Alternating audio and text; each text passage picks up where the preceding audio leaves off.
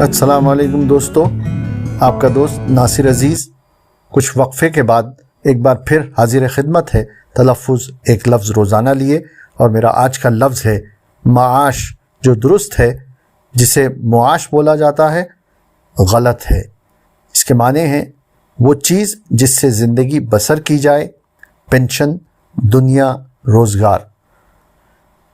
مصفی کا ایک شعر پیش کرتا ہوں: جو حکیم پاس میں جاؤں ہوں تو وہ دوستی سے سنائے ہے، تو معاش کی بھی تلاش کر، یہ مقام فقر و فنا نہیں۔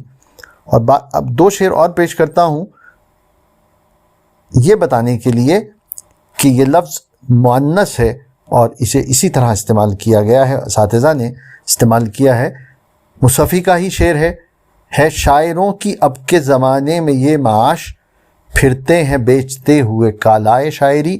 اور جان ایلیا نے بھی اسے اسی طرح استعمال کیا ہے لبوں پر نفس زنی کی دکان، یاوہ گوئی ہے بس معاش اپنی۔ پیشکش ادب جزیرہ۔